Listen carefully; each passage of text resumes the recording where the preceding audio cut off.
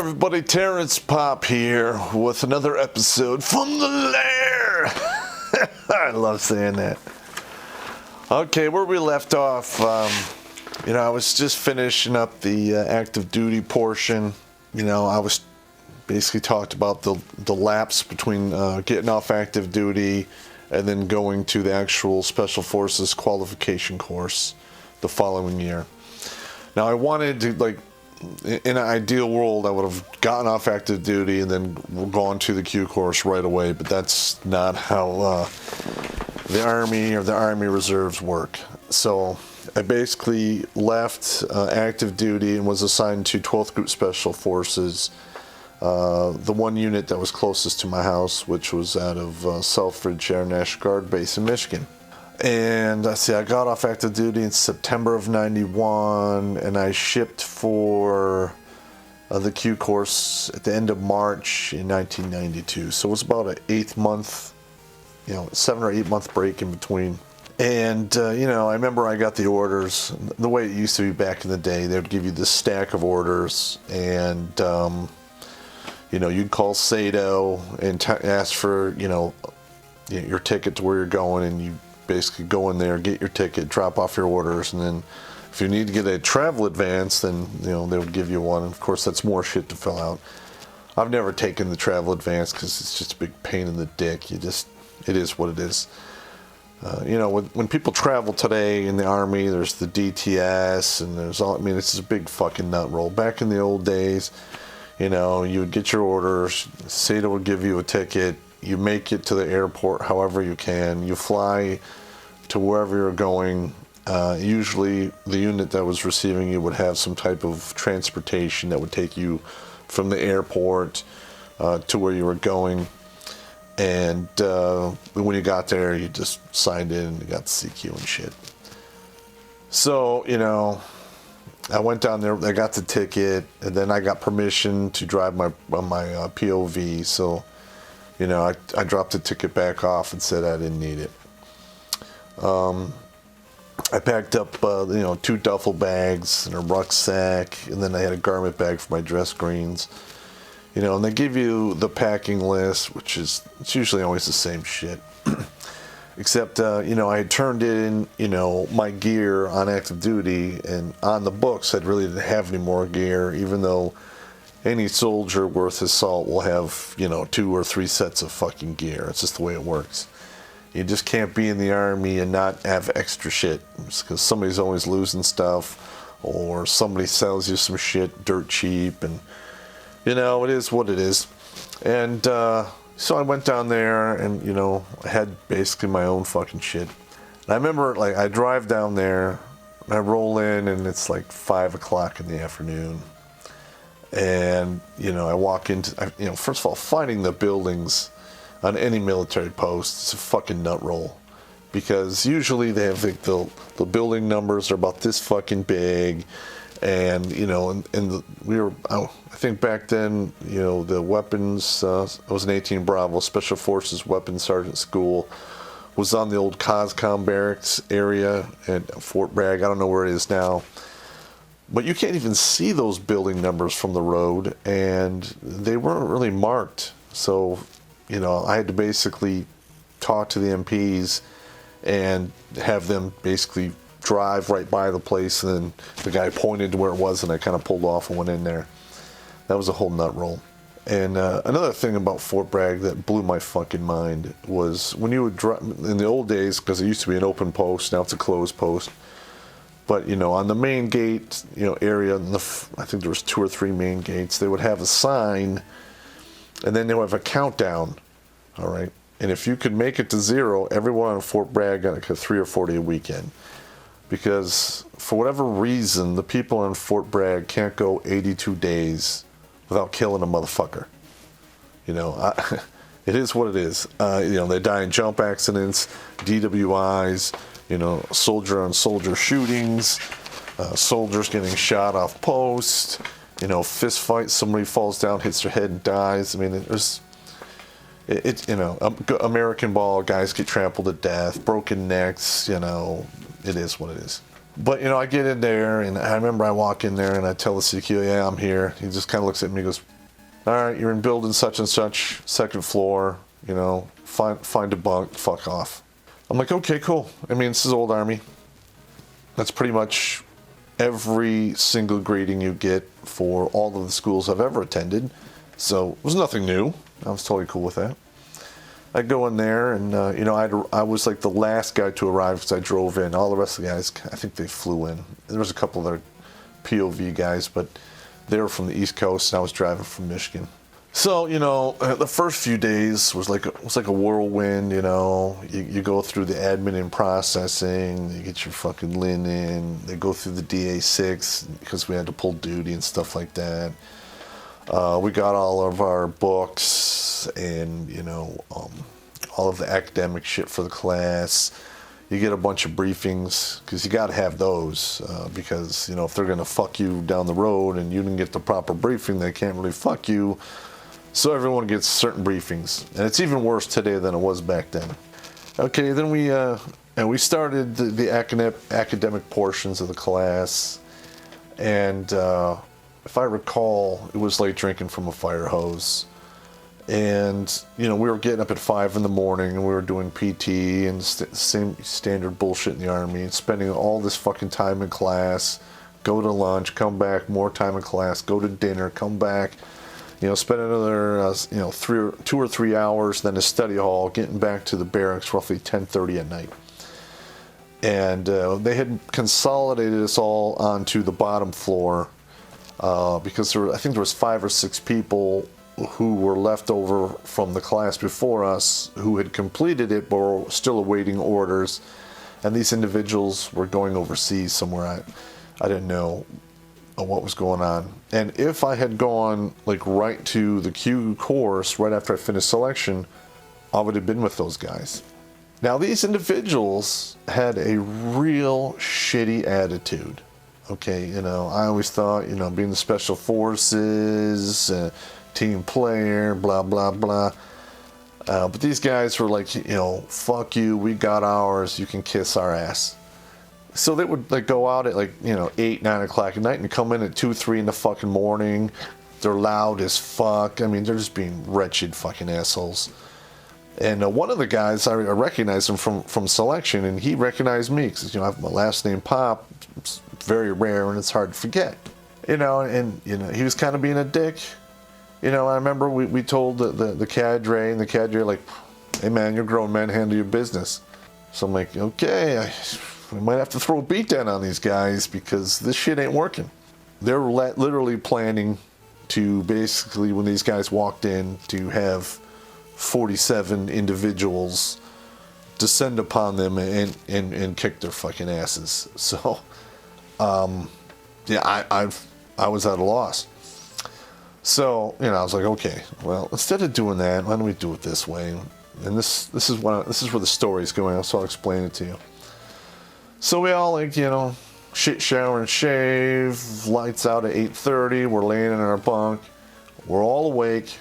Come 10 o'clock like clockwork, they're loud as fuck, then they come down the stairs, kick it open the door, one of them wants to be a smart ass and flick the fucking lights on his way out. Okay, got it. So they leave. We wait about 10 minutes just to make sure there's any stragglers going to come back.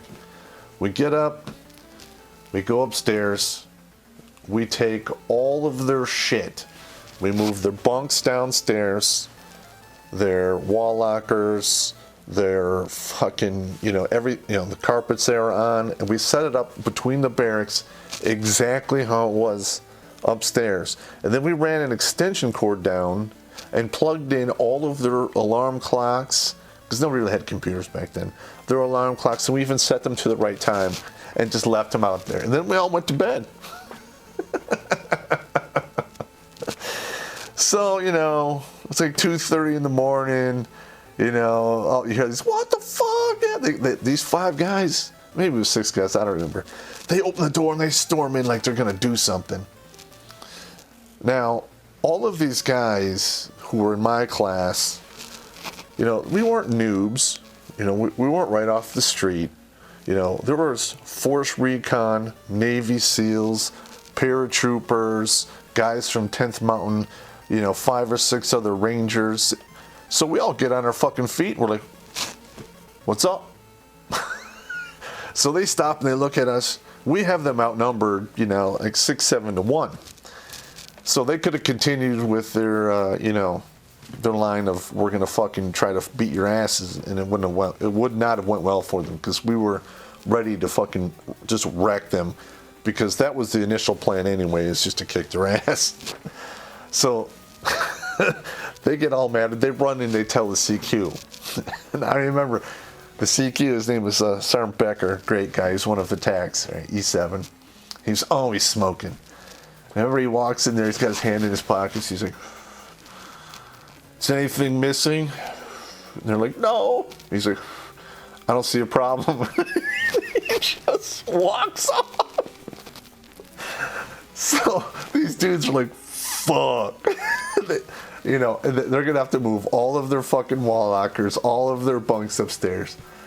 And so they all come in there into the barracks, and we're like, all right, man, we're sorry. We're being some assholes. We acknowledge the fact that, we took it a little bit too far. It's going to rain. Could you please help us get our stuff moved upstairs? And we're like, not a problem, dude. It took us like 10 minutes. 40 some odd guys moved all 6 of their shit up the barracks. Took like 15 minutes tops, and we all went back to bed. And they were there for like another week and a half, and we didn't hear one peep out of them after that. They were as quiet as church mice. Oh, that was good times. And then we were doing the academic portion of the class, and that went on. I think it was like 2 weeks. We were going through doctrines and, all kinds of other stuff. I really didn't remember much of it, because it just was so quick. I mean, I have the books and stuff in a box somewhere, and, all of the lessons and, syllabuses, but I haven't looked at that stuff in years. So, I think the first actual portion of the class that was mainly hands-on that we went to, because after you did the academic stuff, it was mostly hands-on, and we moved from there. Once we got done with that, they went right back to doing the PT test, the combat swim test, and some other of that survival kind of bullshit. We just did that to get through selection, but just to make sure that we really weren't double fucking around, that we did it again. Fine, I got it. The Army is all about redundancy, of the Department of Redundancy. We did that, and we did like a week of survival school, which was pretty cool. I mean, I was in the Ranger Battalion, so it was really, a lot of it was all old hat for me. But back then, some of the Navy SEAL guys and some of the other Army guys from other units, other than the Ranger Battalion, it was new to them, so they were cool with it. And a lot of it was field prep of food, trapping stuff, building wire snares, starting fires without matches, how to build shelter, stuff like that. And you'd be surprised what you can do and get by with what nature provides you, in the woods. I mean, you can bundle up grass, make huts. Yeah, you could take, your poncho and then have somebody else's poncho, and you could button them together and then stuff it with leaves and get underneath that and turn it into like I guess you would say it's like a quilt, because it does keep you fucking warm. You have to worry about ticks and shit, but, if you freeze to death or get a tick, it is what it is. And the Lyme disease thing wasn't as big of a threat back then as it is today. So, I don't know why that is. I think it's some shit that we cooked up in a lab somewhere that escaped, and then now it's running rampant, but that's either here nor there.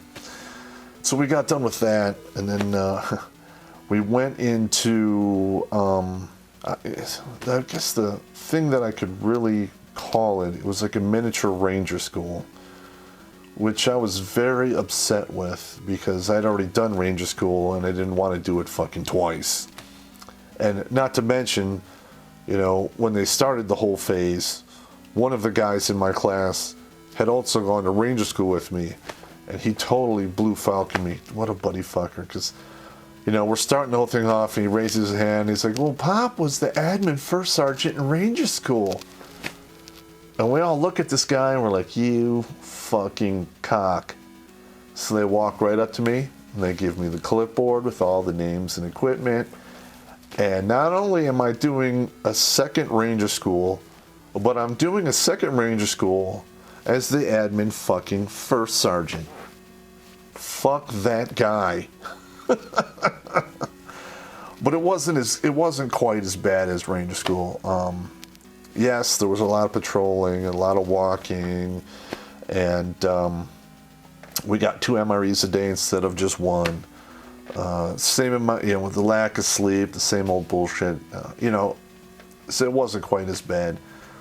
And the cadre helped me, you know, they actually caught me helping other people out too much. So they would be like, listen, you know, these people have to learn something, and we're trying to determine if these people can even move forward and, you know, make it out of this fucking Q course thing. So we want you to shut the fuck up. Can you do that for us? Can you do that, Popp? Can you just shut the fuck up, please? So while we were, you know, in tactical portions, I was a rifleman or a 60 gunner. And that was pretty much it. I preferred the 60. So I'd have the fucking pig, and I'd be like, and they'd be making, I can see these guys are making some stupid decisions, and I'm like, and they look at me expecting me to say something. And I couldn't say anything because there's usually a cadre right there. But they knew that if I was doing that, something was fucked up. So they'd be like, well, you should look at the Ranger handbook. And they'd pull out the handbook. Oh, yeah, we're going to do this. Because you know what? I mean, I just can't stand by. You know, it's just part of my code.